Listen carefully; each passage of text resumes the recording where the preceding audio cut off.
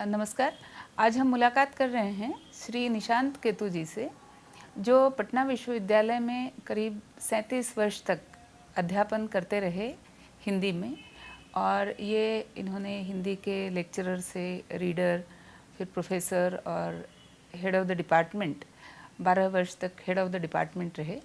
इस तरह से इनका अध्यापन का कार्यक्रम रहा।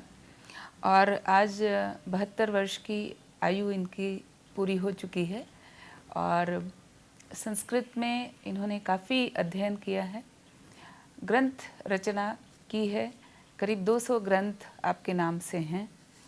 और इनके मनपसंद विषय रहे हैं साहित्य, संस्कृति, अध्यात्म और तंत्र शास्त्र, जिसका बहुत महत्व हम मानते हैं। और बड़ी एक आश्चर्य की बात है कि आपने हिमालय में आसाम से भी ऊपर एक परशुराम कुंड है, वहाँ पर एक गुरु से दीक्षित हो करके साधना भी की है, तंत्र में व्यक्तिगत साधना की है। इसके बाद आपको पुरस्कार भी मिले हैं, जैसे आपको विद्यासागर, जिसका अर्थ होता है डिलिट, ये मानद डिलिट उपाधि विक्रमशिला यूनिवर्सिटी भागलपुर से दी गई है और साहित्य श्री सम्मान भी दिल्ली से दिया गया है। अभी वर्तमान में आप सुलभ साहित्य अकादमी के अध्यक्ष हैं और वहाँ से जो पत्रिका निकल रही है चक्रवाक, उसके संपादक हैं। और हमारे रुचि का विषय ये है कि आपकी संस्कृत साहित्य की पढ़ाई वो बहुत उत्तम है और काफ़ी नई बातें आप बता पाएंगे हमारी आज की जनरेशन को। तो आरंभ करते हैं। नमस्कार निशांत केतु जी। मैं सबसे पहले तो ये जानना चाहूँगी,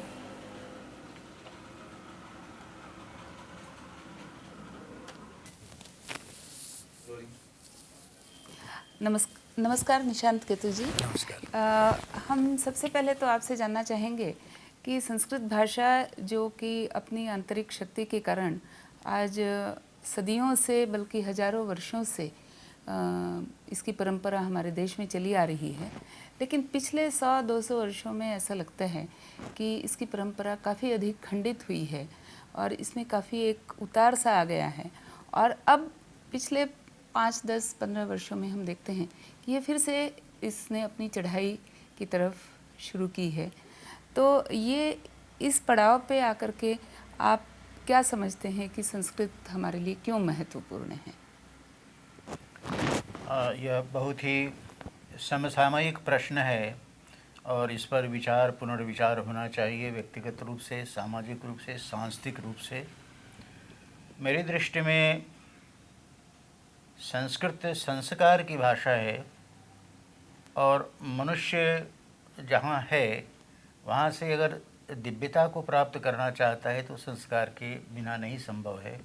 और संस्कृत का संपूर्ण वांग्मय संस्कार की भाषा के रूप में है, इसलिए विश्व की इसे हम सर्वोत्तम भाषा मानते हैं। विश्व की शेष भाषाएं उपयोगिता की भाषाएं हैं, जिसमें हमारा काम चलता है दैनंदिन, लेकिन यह काम चलाने के अतिरिक्त अध्यात्म की भाषा है, संस्कार की भाषा है, दिव्यता तक आरोहण की भाषा है। अभी आपने देखा होगा 2002 ईस्वी में राष्ट्रसंघ की ओर से गणना हुई थी, उसके आधार पर संसार में अभी 6101 भाषाएं हैं और 400 लिपियां हैं। इन 6101 भाषाओं में संस्कृत को सर्वोत्तम भाषा की संज्ञा दी गई है और भाषा विज्ञानियों ने इसे स्पष्टतापूर्वक स्वीकार किया है। यह हिंदी की, यह संस्कृत की अपनी अंतः प्रज्ञा और तर्क प्रज्ञा है, अध्यात्म शक्ति है, भाषागत दिव्यता है और एक विस्तरणशीलता है, जिसे हम बृंगनशीलता कहते हैं। एक ऐसी ऊर्जा, शोभा, शक्ति और संपदा सांस्कृतिक धरोहर के रूप में, रिक्त के रूप में, कि जिसको प्रायः आज हम भुला चुके हैं। एक छोटा सा उदाहरण मैं देना चाहता हूँ कि संस्कृत में अनेक प्रकार से उच्चारण होता है और उच्चारण ही संस्कृत भाषा का मूल है। उच्चारण के माध्यम से ही हम संस्कृत बनते हैं अथवा म्लेच्छ बनते हैं। तो उस उच्चारण को लोगों ने भुला दिया है, चाहे वह पदपाठ हो, स्वर पाठ हो, जटा पाठ हो, घन पाठ हो। इन रूपों में संस्कृत का उच्चारण प्रायः लोग नहीं जानते, और जो जानते हैं वे बहुत ही व्यक्तिगत रूप से कहीं न कहीं 1, 2, 4 के रूप में। दूसरी बात जो मैं कहना चाहता हूँ, जो मुख्य रूप से कि संस्कृत का महत्व इस बात को लेकर भी है कि इसका साहित्य बहुत ही समृद्ध है, और विभिन्न पक्षों में जीवन के, चाहे वह राजनीति शास्त्र हो, अर्थशास्त्र हो, अथवा अध्यात्म शास्त्र हो, या जीवन के विकास की प्रक्रिया जिसमें हो, इन सभी दृष्टियों से संस्कृत का महत्व है। और संस्कृत ही एक ऐसी भाषा है जिसमें भाषा की महत्ता या सर्वोत्तमता या उत्तमता इस बात पर निर्भर है कि उसमें कितनी क्रिया शक्ति है, कितने क्रियापद हैं। तो संस्कृत में 3000 क्रियाएं हैं जो संसार की किसी भी भाषा में नहीं है। हिंदी में केवल 700 क्रियाएं हैं। और क्रिया से आपका मतलब क्रियापद, जिसे क्रियापद वर्ब है, कहते हैं। धातु वर्ब जिसे कहते वर्ब हैं। जिसे कहते हैं आप अंग्रेजी में, जिसे धातु कहते हैं, क्रिया कहते हैं। तो वह जो धातु है, संस्कृत में धातुओं की संख्या 3000 है। और अगर नाम धातुओं को संग्रहित कर लें, जो शक्ति है संज्ञा पदों से, हाँ भाषा की शक्ति है, संज्ञा पदों से वो क्रिया बना लेते हैं। जैसे द्रुम से द्रुमायते, वृक्ष से वृक्षायते, अप्सरा से अप्सरायते, अमृत से अमृतायते इत्यादि। एक मिनट, जहाँ नॉइज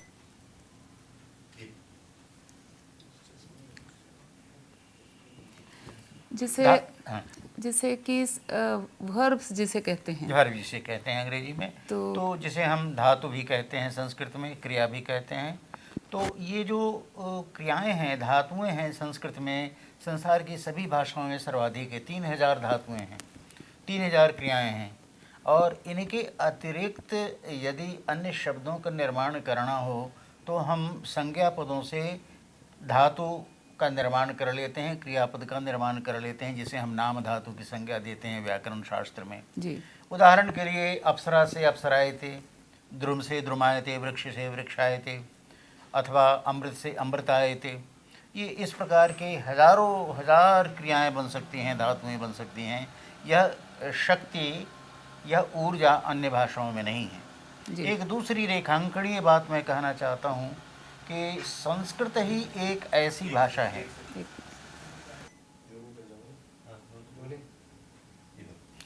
दूसरी महत्वपूर्ण बात मैं यह कहना चाहता हूँ संस्कृत के संबंध में कि संसार में संस्कृत ही एक ऐसी भाषा है जिससे एक धातु से सामान्यतः 1,20,000 शब्दों को बना सकते हैं। मैंने यह चुनौती स्वीकार की और बनाकर दिखाया, लेकिन इसकी क्षमता, इसकी शक्ति केवल 1,20,000 एक धातु से बनाने की नहीं है, बल्कि करोड़ों शब्द बनते हैं। यहाँ तक कि एक धातु से 29 करोड़ 70 लाख शब्दों के बनाने की घोषणा मैंने की है। और इसके कारण हैं, एक धातु को अगर हम 10 लकारों में डालते हैं, 3 वचनों में डालते हैं, 3 लिंगों में डालते हैं, तो और 22 उपसर्गों में डालते हैं और 500 प्रत्ययों में डालते हैं, तो सबका गुणनफल अगर बनाएंगे आप तो ये 29 करोड़ 70 लाख शब्द बनते हैं। संसार की किसी भाषा में ऐसी दक्षता, क्षमता, शक्ति, शोभा और संपदा नहीं है। मैं यही कहना चाहता हूँ कि हम प्रायः आत्मविस्मृत हो गए हैं संस्कृत के महत्व को लेकर। न इसका उच्चारण जानते हैं, न इसके साहित्य को जानते हैं, न इसके विभिन्न साहित्य प्रयोगों को जानते हैं। तो इसलिए, और यही एक भाषा है जिसमें जैसा हम लिखते हैं वैसा पढ़ते हैं, जैसा पढ़ते हैं वैसा लिखते हैं। और सबसे बड़ी बात यह है संस्कृत में कि संसार की सभी भाषाओं में शब्दकोश, पर्यायकोश, मुहावरा कोश, वाक्य कोश, विलोम कोश सभी मिल जाते हैं, लेकिन एकाक्षर कोश केवल संस्कृत में है। और 52 एकाक्षर कोशों का मैंने संग्रह किया है, और केवल संस्कृत में ही एकाक्षर, एक एक अक्षर पर एक एक कोश। तो ये एक बहुत बड़ी उपलब्धि है जिसे हम बीजाक्षर कहते हैं। तो बीजाक्षर केवल संस्कृत में है संसार की भाषाओं में, और जिनके माध्यम से मंत्रों की रचना होती है। संसार की सभी भाषाओं में हिम्स मिल जाएंगे, प्रार्थना मिल जाएगी, याचना मिल जाएंगे, स्तोत्र मिल जाएगा, स्तमन मिल जाएगा, स्तुति मिल जाएगी, लेकिन मंत्र नहीं मिलेगा, जिस मंत्र के माध्यम से व्यक्ति ईश्वरत्व को प्राप्त कर लेता है। ऐसी आध्यात्मिक शक्ति अक्षरों में होती है। महर्षि याज्ञवल्क्य से गार्गी ने एक बार पूछा था कि ये सब कुछ किससे ओतप्रोत है, तो उन्होंने कहा था कि आकाश से। फिर उन्होंने कहा था कि आकाश किससे ओतप्रोत है, तो उन्होंने कहा अक्षर से। सृष्टि में जब प्रलय आती है तो प्रलय होने पर आकाश भी मिट जाता है और वह अक्षर में प्रविष्ट हो जाता है। अब तक तो विज्ञान यह कहता रहा है कि आकाश में अक्षर, हमारा अध्यात्म और संस्कृत साहित्य यह कहता है अक्षर में आकाश।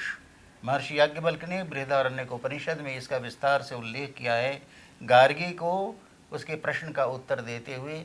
इसलिए अक्षरों में जो स्फोट शक्ति, जो महत शक्ति है, जो चिदाकाश और महाकाश से मिलाने की शक्ति है बीजाक्षरों में, वो मंत्र बनते हैं। और मंत्रों की दक्षता और क्षमता केवल संस्कृत में है।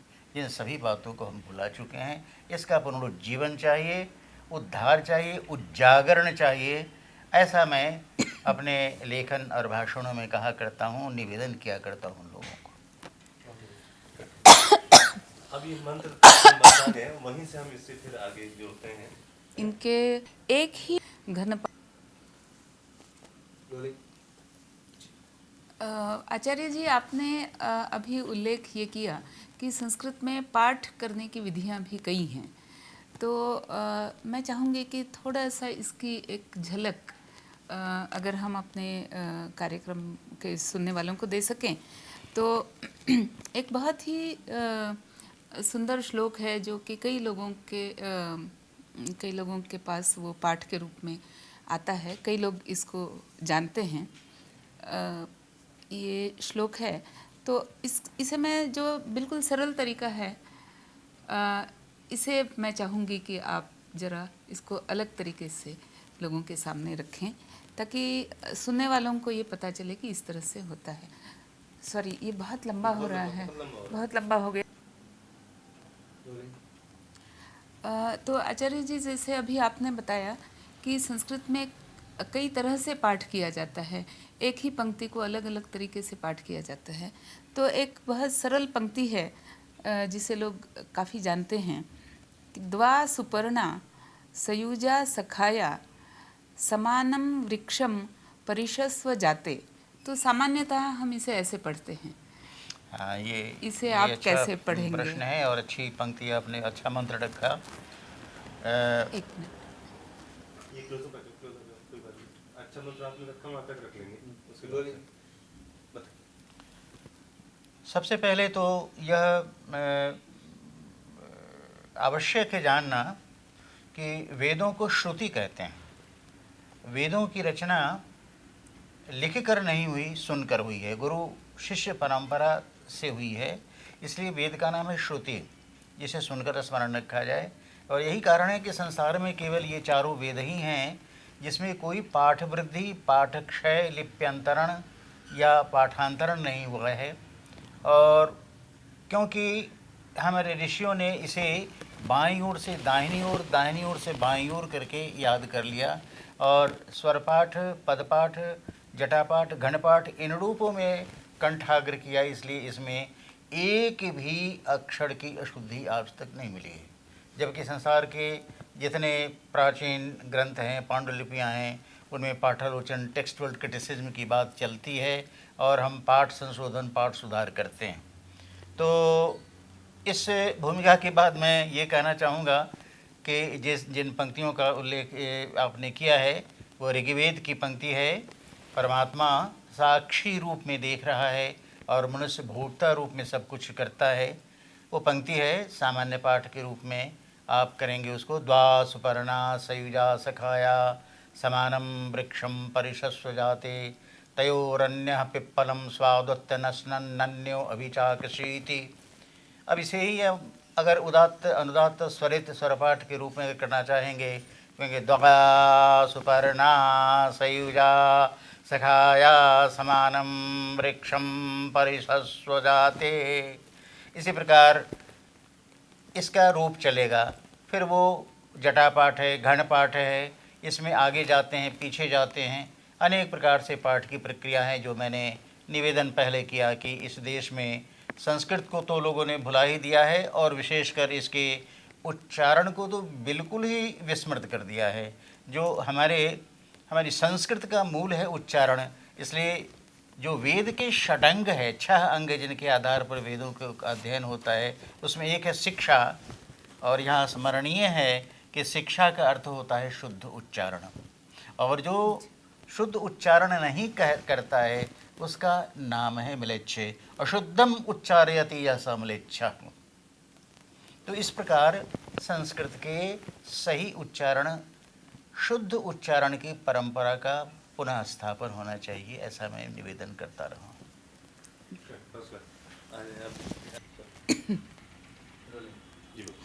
आचार्य जी, आपने अभी बात कही कि संस्कृत में उच्चारण और संस्कृत में बीज मंत्र होते हैं, तो संस्कृत में ही जिन्हें महावाक्य कहा जाता है, इनके विषय में आप थोड़ा सा बताएं।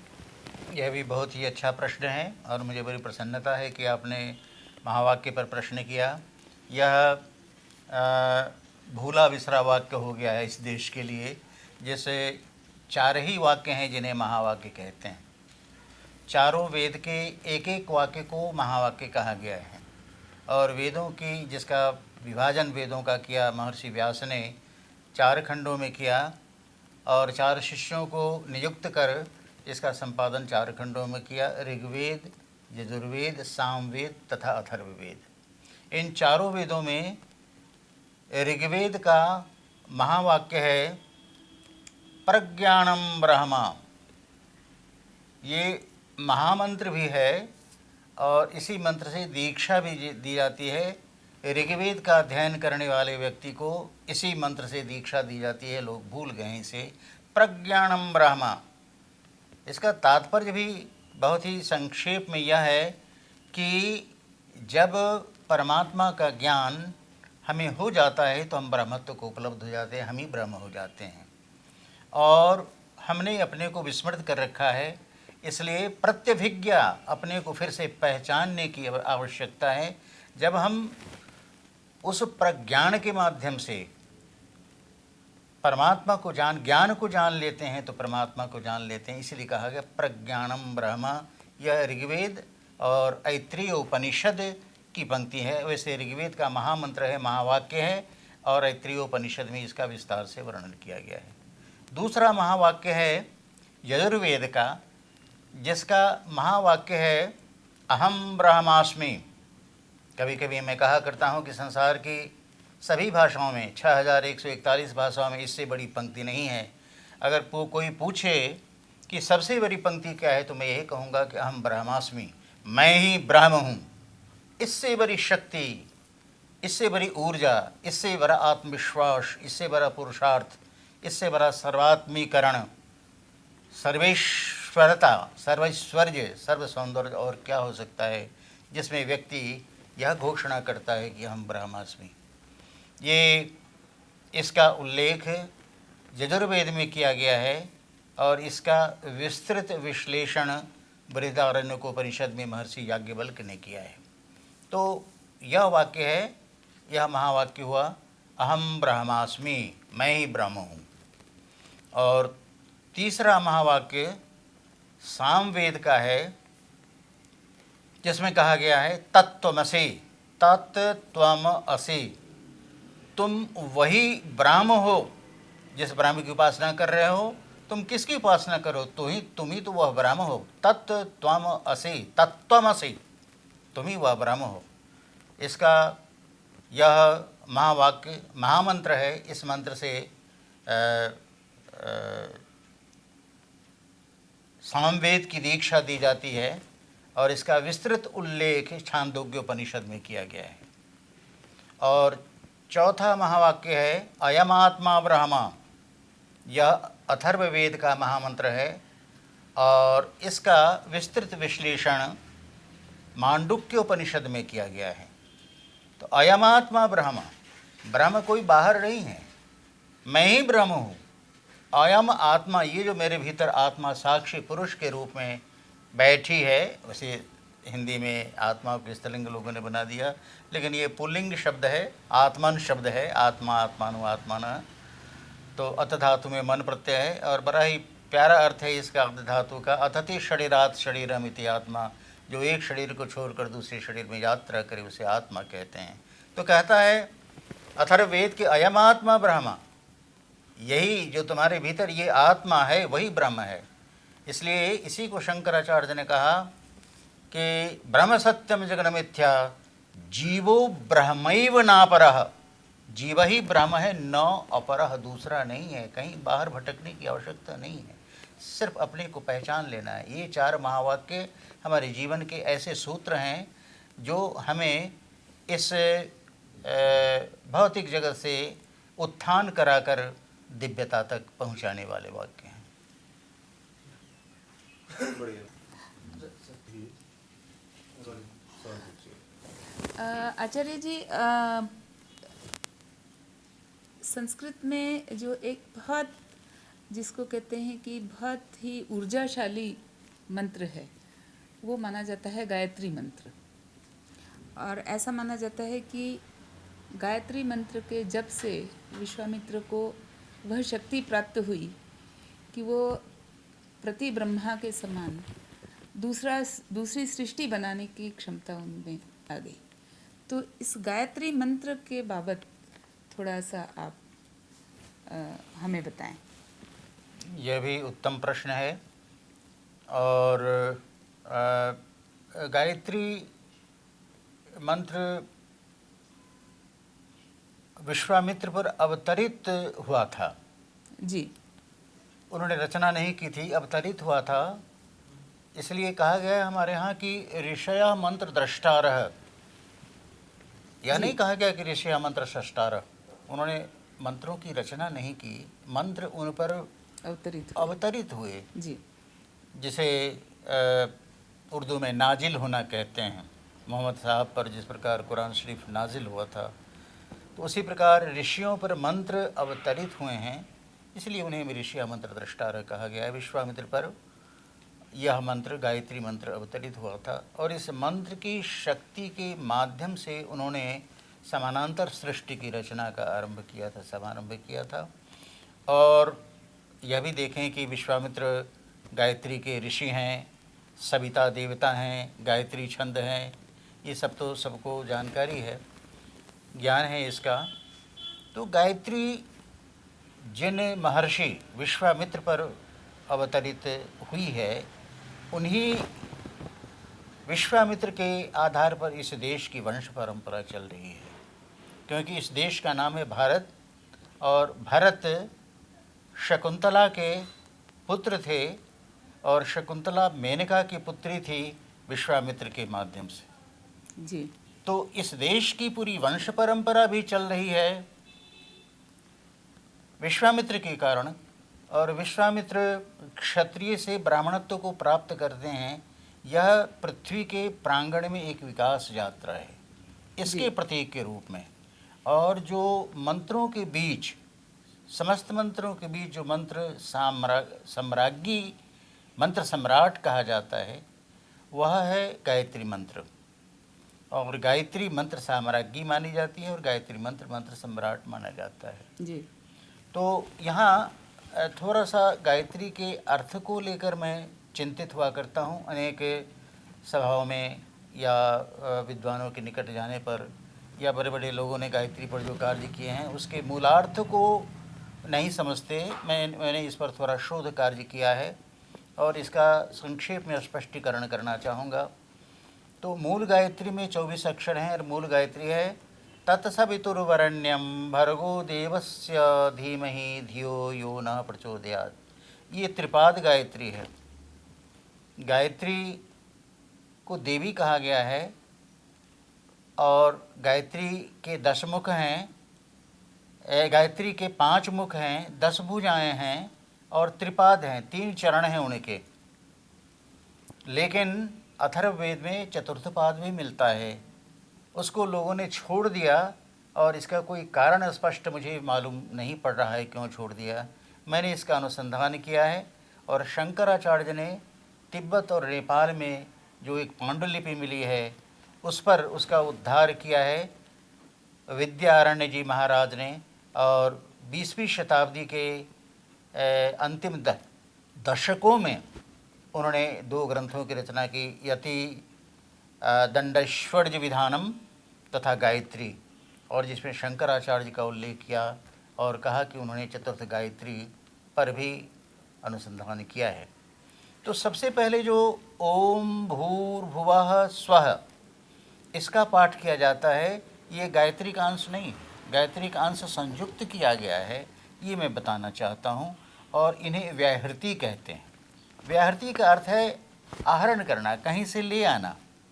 तो भूः भुवः स्वः ये 3 अक्षर ऋग्वेद, यजुर्वेद, सामवेद से लिए गए हैं, इसलिए इन्हें व्याहृति कहते हैं। ऋग्वेद से भूः, यजुर्वेद से भुवः, सामवेद से स्वः, उन तीनों स्थानों से इन 3 अक्षरों को लिया गया आरंभ में। इसलिए जब गायत्री का पाठ हम इसके साथ करते हैं तो कहते हैं व्याहृति सहित गायत्री पाठ। और आरंभ में ओम लगाते हैं तो ओंकार सहित व्याहृति सहित त्रिपाद गायत्री। तो प्रथम पाद जो है उसका अर्थ है, अर्थ समझने की आवश्यकता है गायत्री में कि यह केवल सूर्योपासना नहीं है। महर्षि याज्ञवल्क्य ने तो यहाँ तक कहा है, उनका उल्लेख मिलता है, प्रामाणिक उल्लेख है, महर्षि याज्ञवल्क्य ने कहा है कि ब्रह्मा ने, राम ने और कृष्ण ने, इन तीनों ने कार्य की दक्षता और शक्ति प्राप्त की थी गायत्री का पाठ करके। और स्वयं महर्षि याज्ञवल्क्य से जब उनके गुरु महर्षि वैशंपायन ने सारे ज्ञान को वमित करा लिया, छीन लिया था, तो उन्होंने सूर्योपासना की थी गंगा के तट पर और सूर्य प्रकट हुए थे वहाँ। तो उन्होंने कहा था कि देखो सृष्टि के संचालन में हम बहुत देर तक यहाँ नहीं रह सकते, तुमको यजुर्वेद सिखाने के लिए जो तुम्हारे गुरु ने वापस ले लिया है, वमित करा दिया है, तुम मेरे साथ समानांतर चलो। तो उन्होंने एक ऐसा रथ बनाया, चैरियट बनाया और तपस्या की और ऊपर चले गए और सूर्य के समानांतर घूमते रहे और यजुर्वेद का मंत्र उनसे प्राप्त किया, इसलिए सूर्य उनके गुरु बने। तो उन दिनों उल्लेख मिलता है कि आकाश में जब तक दीक्षा क्रम चलता रहा 2-2 सूर्य दिखाई पड़ रहे थे। ये एक अद्भुत रहस्य है, अविश्वसनीय जैसा लगता है, लेकिन अध्यात्म के साथ कोई तर्क प्रज्ञा नहीं चलती थी, वहाँ अंतः प्रज्ञा चलती है। इसलिए कहा भी जाता है, अंग्रेजी में है कि science has proof but no certainty, religion has certainty but no proof. इसलिए उन प्रमाणों पर जाने की आवश्यकता नहीं है। विश्वासो फलदायक जो हमारे यहाँ कहा गया है। तो उन्होंने यह भी कहा कि जिनका कोई गुरु नहीं है वह सूर्य को गुरु बना सकता है और वह दीक्षित माना जाएगा अगर सूर्य को गुरु बना लेता है। तो 33 कोटि देवताओं में केवल सूर्य ही एक प्रत्यक्ष देवता हैं और साक्षी देवता हैं। इसलिए सूर्य को गुरु बनाकर महर्षि याज्ञवल्क्य ने उपासना की और वो घोषणा करते हैं कि गायत्री के पाठ से सब कुछ संभव है। इधर शंकराचार्य ने जो गायत्री पर चतुर्थपाद का आविष्कार किया, आविष्कार नहीं अनुसंधान किया, वो पहले से विद्यमान था, उसको अनुसंधान करके उपस्थित कर दिया और जोड़ दिया। उसके संबंध में आने के पहले मैं गायत्री के तीनों पाद के संबंध में थोड़ी बातें बताना चाहूँगा। प्रथम पाद है तत्सवितुर्वरेण्यम।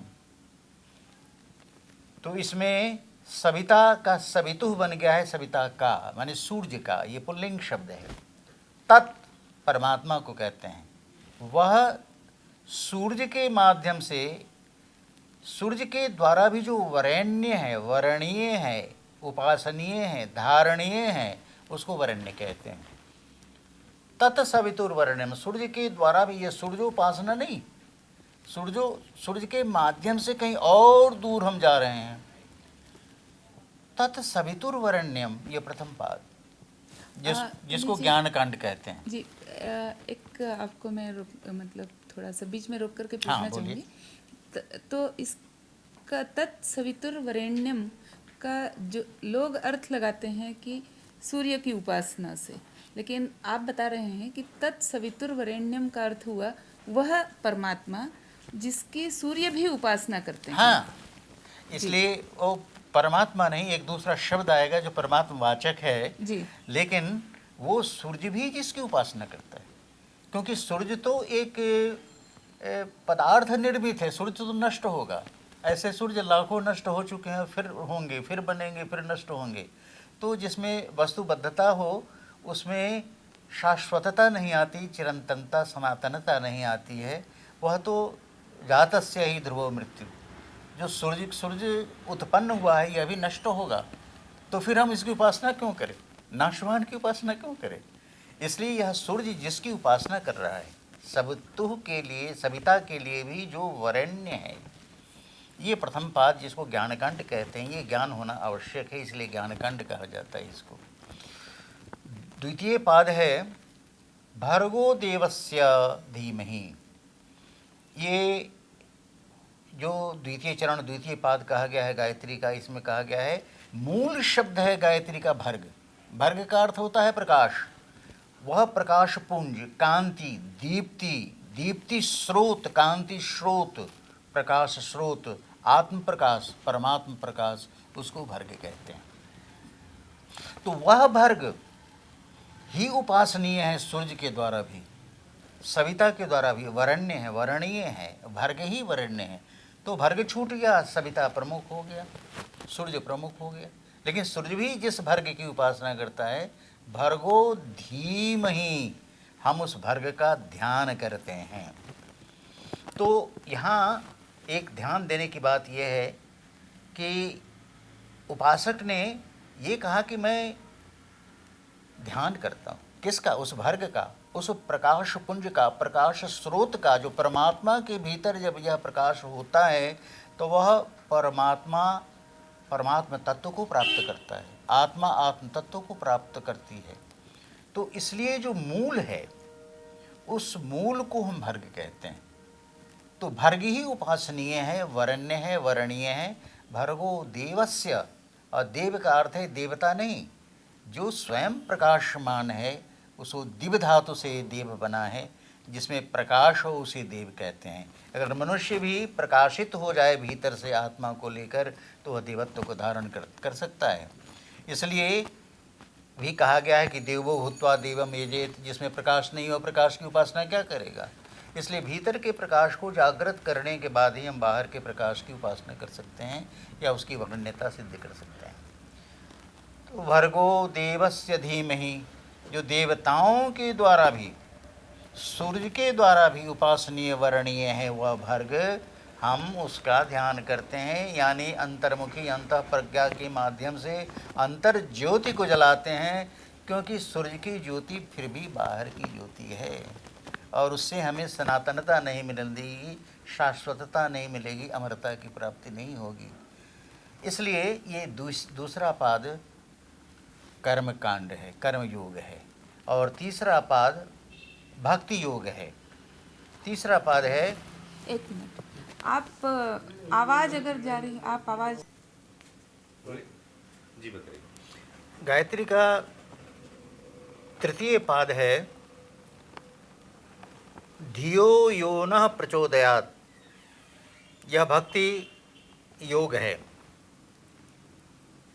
ज्ञान योग और कर्म योग का उल्लेख हो चुका दोनों चरणों में, दोनों पादों में। तृतीय पाद में भक्ति योग है, जिसमें कहा गया है धियो यो नः प्रचोदयात्। हे भर्ग, हे प्रकाश पुंज, हे प्रकाश मूल स्रोत, तुम मेरी बुद्धि को सतपथ पर ले चलो। ये प्रार्थना बहुत बड़ी प्रार्थना है और समझने की आवश्यकता है कि याचना नहीं की गई है कि तुम मुझे घर दे दो, फ्रिज दे दो, मकान दे दो, टीवी दे दो, पैसे दे दो, धन संपत्ति दे दो, ज़मीन दे दो, या इस प्रकार की जितनी चीज़ें हैं उसको वस्तु रूप में नहीं मांग कर कहा गया है कि मेरी बुद्धि को विकसित सतपथ पर ले चलो। यहाँ मैं यह कहना चाहूँगा, एक संदर्भोल्लेख के तैत्तिरीयोपनिषद में एक प्रार्थना, एक मंत्र है जिसमें कहा गया है कि सामेन्द्रो मेधया स्पृणोतु ततो मे श्रीमावह। हे परमात्मा, तुम मेरी मेधा को विकसित कर दो, जिसके माध्यम से मैं सब कुछ समस्त श्री को प्राप्त कर सकूं। श्री यहाँ श्लेष शब्द है, इसके अनेक अर्थ होते हैं। सब कुछ प्राप्त, जो भी प्राप्तव्य है उसे प्राप्त कर लो। और परमात्मा को प्रजापति कहा गया है। परमात्मा को आनंद मिलता है सृष्टि की संरचना करने में।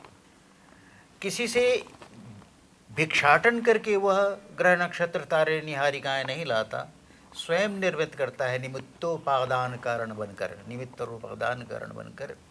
उसी प्रकार यहाँ कहा गया है तैत्तिरीयोपनिषद में कि तुम मेरी मेधा को विकसित करो, जिसके माध्यम से मैं सब कुछ प्राप्त करूँ, मैं स्वयं प्रजापति बनूँ। गायत्री में भी प्रजापति भाव है, कहा गया है कि मैं ही सब कुछ करूँ, जो मुझे प्राप्तव्य गंतव्य है उसको मैं प्राप्त करूँ प्रजापति बनकर, जिस प्रकार परमात्मा करता है। तुम सिर्फ केवल मेरी बुद्धि को, धी माने बुद्धि, बुद्धि को विकसित कर दो, करो मैं स्वयं। तो इसलिए प्रार्थना की यह पराकाष्ठा है, ये याचना नहीं है। मैं ये रेखांकित करना चाहता हूँ कि यह याचना नहीं है, ये प्रार्थना है जिसमें यह कहा कि मैं ही प्राप्त करूँ। और यहाँ जिसको मेधा कहा गया है तैत्तिरीय उपनिषद में, उस मेधा के 3 अंश होते हैं। एक है अतीत से प्राप्त, जिसे हम स्मृति कहते हैं, वर्तमान से प्राप्त जिसे हम मति कहते हैं, और भविष्य की ओर उन्मुखीन जिसे हम प्रज्ञा कहते हैं।